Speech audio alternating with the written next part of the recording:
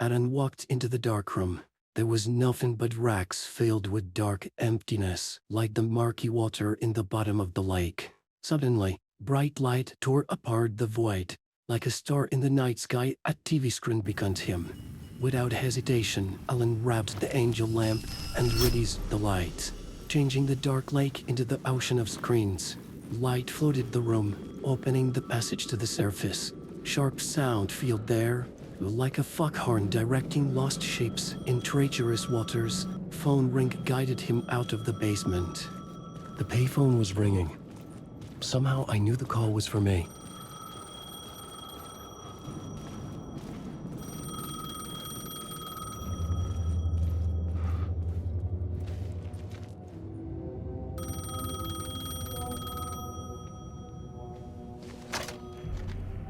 Hello? Alan Wake? Yes. Do you know who I am? No? Who is this? We'll get to that later. There are spies all over. Shadows. A sense of déjà vu washed over me. Had I had this conversation before? Alan, listen to me carefully. Caldera Street Station, the subway. You need to go there. I'll call you again later. Make sure to pick up. Do I know you? I know you from somewhere. You've just forgotten again. We're in this together. Don't worry. I got you now. We've been working great. I'm losing you. Hello? Hello? Ugh!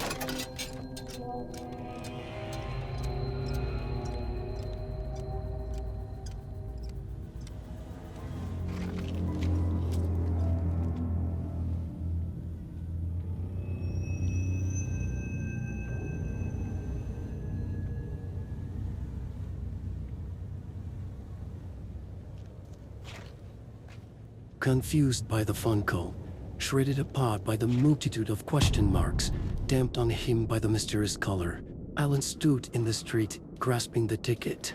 The man had said Caldera Street Station. I had to go there.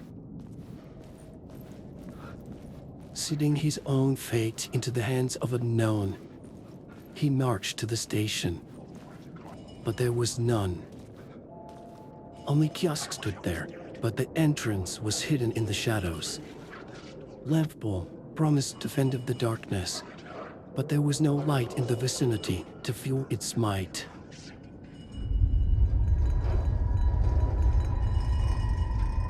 The neon caught his gaze, a message written with light directing his attention to the alley. Pushed forward by the force unknown, Alan walked the street of New York that was cut out from his dreams. A metaphor of his own mind, clouded by the fog, filled with litter, deprived of life.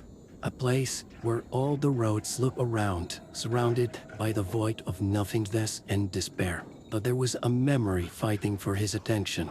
A TV screen in the nearby shop. I'm a writer. I write. Writing is the key. Art is the key to find my way out of the dark place. I can't forget this. Don't you fucking forget this. I'm in the dark place. I'm outside time and space. Outside reality. But this is real. A nightmare dimension. An ocean of darkness. Remember, its dark energy can make art come true. Make dreams and nightmares come true. Yes, I can use this. I need to use this. Hungry, monstrous things out there plotting to stop me, to devour me, become me. Oh no.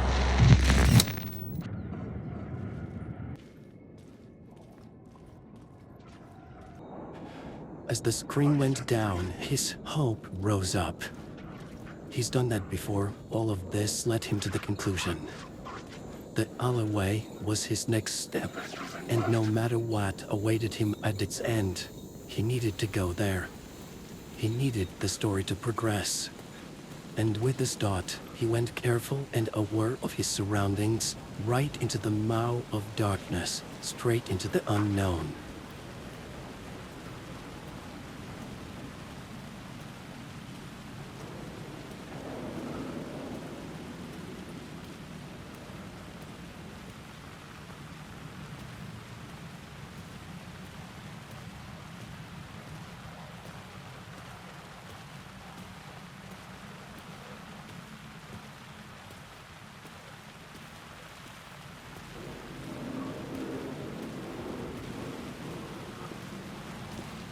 Is this the way it was on the page? What the hell? Oh, hey. We met at Door's show. Alan Wake, the writer. I'm Alex Casey. I'm looking into a murder. Come on, what is this? There's a piece of evidence, a manuscript of a novel. You wouldn't know anything about it? A manuscript? What manuscript? I need to see it. Rumor had it the manuscript contained the details of the murders. A murder cult was following the story to commit their gruesome acts. Was Wake their leader? Had he written it? How far would he go to create a perfect work of art? Or would he be the next victim?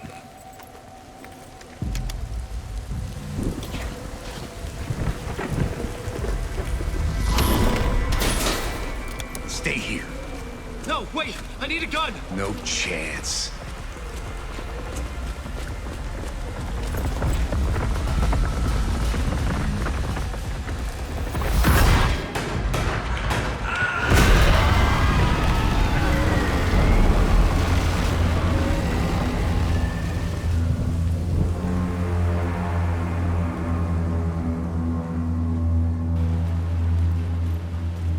Casey! Damn it. I remember dying in this alley in a dream I had. He was just gonna keep killing me here, loop by loop. You're not gonna get what you want. You think you know. You know shit. You don't really wanna know. You're gonna get what's coming to you. This was an echo of the books I had written for years. Picking up Casey's gun felt like I was assuming the role of the detective. I had a light now. I needed to get back to the subway station entrance.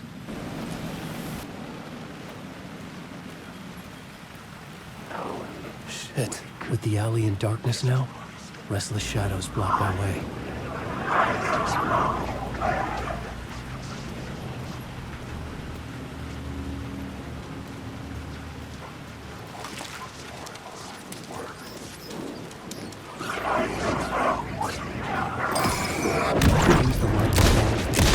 Faded out. Until they didn't.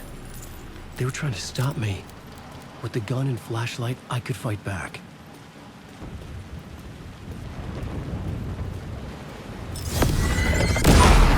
The flashlight had done its job.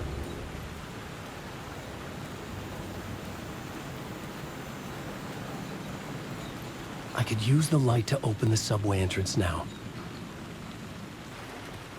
Newly equipped with weapons both physical and paranatural. Wielding the gun in one hand and the light torch in the other, Alan confidently walked to the place where shadows obscured the exit.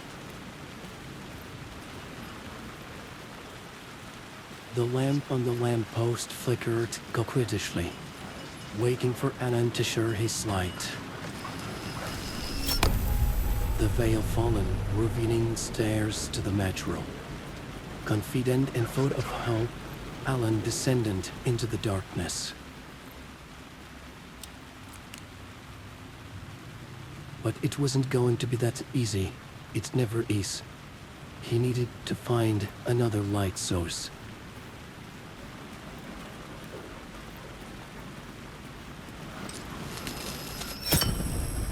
Alan took what was rightfully his, letting the shadows to claim the passage again. There sure is a place nearby that is hidden from his view. Alan knew he will need this light to progress. It's always that way. Darkness always hid the answers in plain sight. And this time, it wasn't going to be different. There was a lamp hanging from a nearby bridge, and there was a light down the road, blocked from him by the fenced gate. But under the bridge, shadows hid access to the walkway. There was a passage. To open it, he needed a lock, and the lamp was a lock to which he had a key. Alan felt like a detective. He knew he was on track. He followed in Casey's footsteps. The city was a monster, poised to tear into you the second you let your guard down. You thought you had it tamed, that you knew what the hell you were doing. Your last mistake, unless you got lucky. And you didn't deserve to get lucky. You blinked at the wrong time, let your mind wander, and the fire escape that was meant to be your getaway route was gone. It was never there at all. You'd gotten turned around somewhere along the way. The city was coming to finish you off, and there was nowhere left to run. This place looked real, but it didn't follow the same rules as reality would. Alan can never be sure. He can never presume if the doors he just opened led him into the room inside a building, or that they led him straight to hell. Alan can never be sure if what he see and what he hear is really there, but he cannot read out. He always have to investigate, because maybe this time things he perceives are a bit more real than they usually are.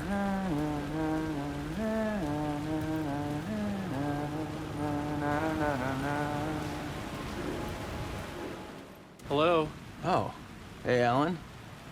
You snuck up on me. Sorry. Have we met? Memory problems again, huh?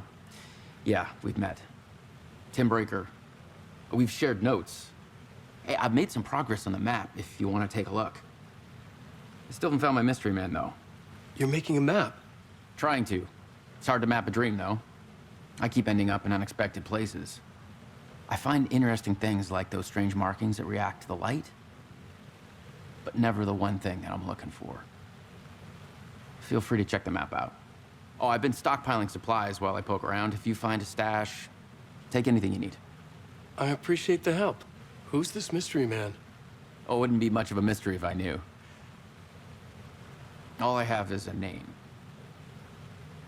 Warland Door. The talk show host? No. No, that doesn't sound like him. The guy has many disguises, but a talk show host? No. I'll keep looking.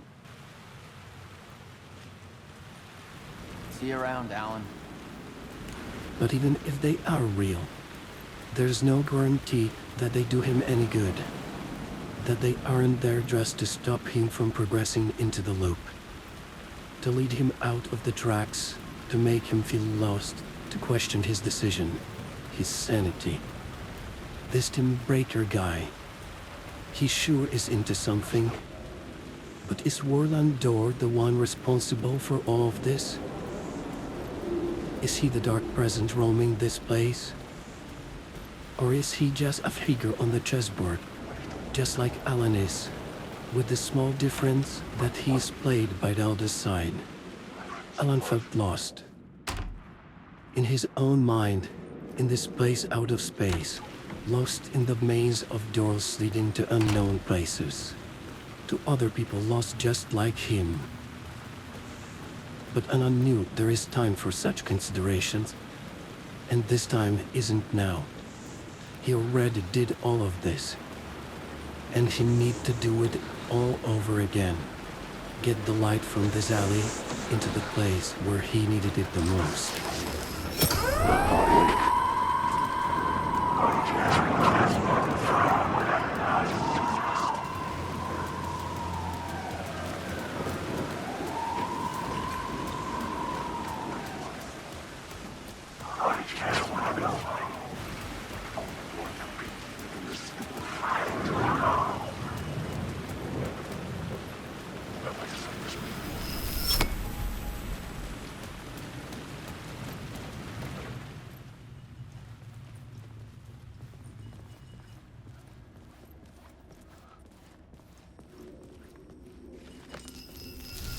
The gates to the platform were closed. I had a ticket.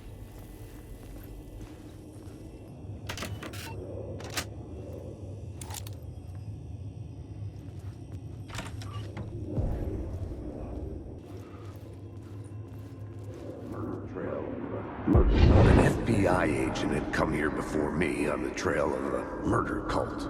He'd gone missing. presumed dead. The cult was leaving me clues to follow, connecting the dots from one murder to the next, inviting me to draw an obscene picture on the city map. Caldera Street Station. The name made me think of the exit wound of a bullet. I had a flash of inspiration. The ghost of my fictional detective. A story thread I could use in my writing.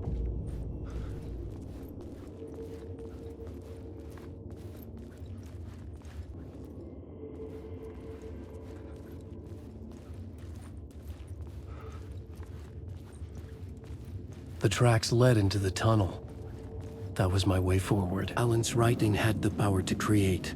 And he created so many places, so many scenarios throughout all those years, filled with solitude and madness, that the simple thought of remembrance was enough to change its appearance, opening new roads for him to walk, to travel up on the spiral.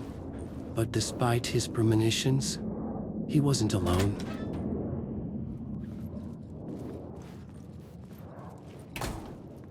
The whole place was built in someone else's home. This was home of dark presence, of his nemesis, named by him and trapped in his writing inside perceivable form of Mr. Scratch, and Scratch needed Alan in his home, needed him to write. Shit. I don't like the sound of that. The dark presence wasn't happy with Alan's attempts. But this wasn't enough for Alan to stop. He moved blindly onward, throughout fierce visible passage. The Metrocart was leading him into the tunnel and onto the tracks of Casey investigation.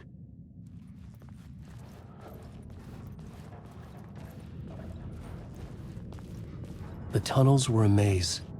The blood trail led me on, to the place filled with thoughts, words, memories, and failed attempt to roll himself out of the space.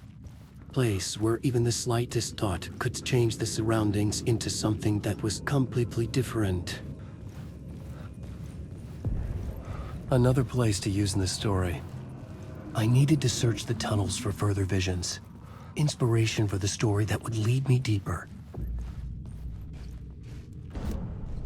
The plot element I found would drive the story forward. It's bad luck to be on this case. The cult can get you anywhere with that black magic shit. Let the day shift handle it. What happened, anyway? Some Fed came looking for the cult, but it was a trap. A satanic blood sacrifice. Anyone who gets involved with the cult, they're next. I heard their leader is this famous writer, Alan Wake. Their unholy motherfucking messiah. Sounds like a load of bull.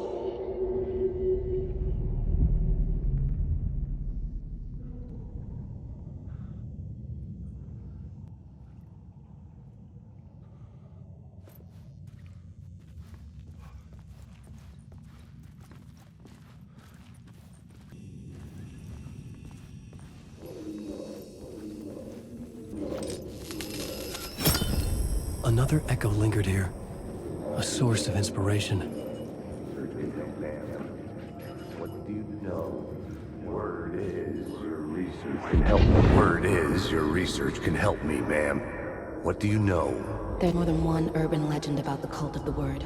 The murder cult used these tunnels for their ritual sacrifices. They say the cult reenacted the murders in Alan Wake's crime books. That Wake was even involved somehow, under a false identity. Mr. Scratch, which is, of course, a nickname for the devil himself. It was disturbing finding myself in the story this way. But I was desperate, and it felt right for the story. Wake. I wish he was dead.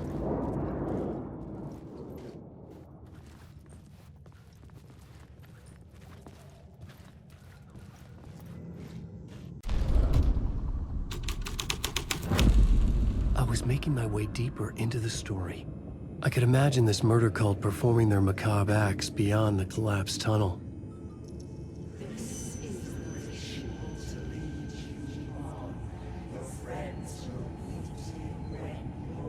The cultist laid the Casey novel onto the altar with reverence. A twisted Bible.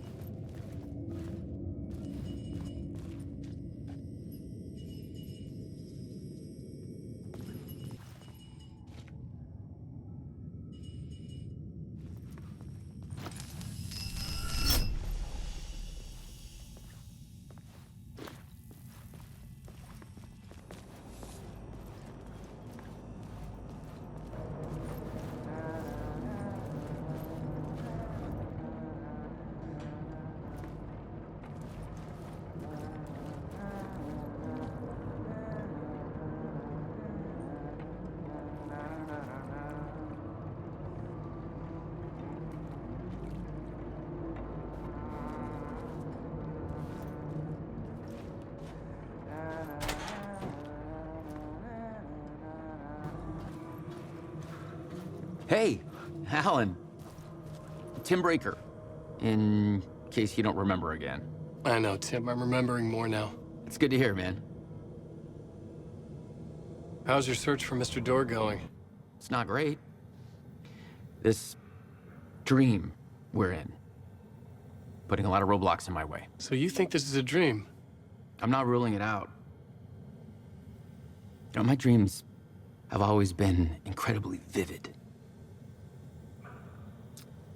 They feel real until the second I wake up. In the dreams, I'm often someone else. A different person with a different name, living a different life in a different world. It's alternate realities, maybe. But certain things don't change. Like Door. The sketch you have does look like the Door I know. The talk show host. All I know is the Door has something to do with what's happening to me. And he knows that I know. He's like some sadistic mastermind torturing me.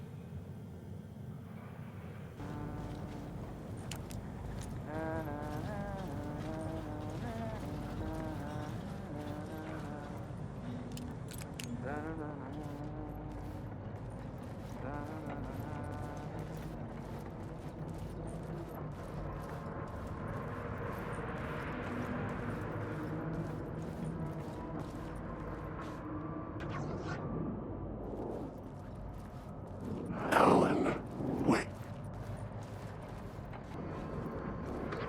Alan, wake.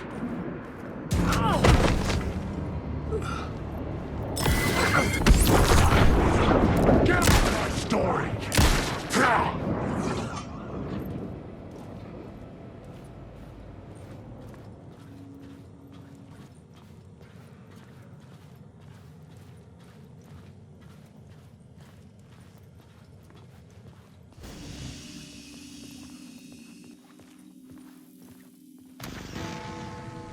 The memory is fading like a dream.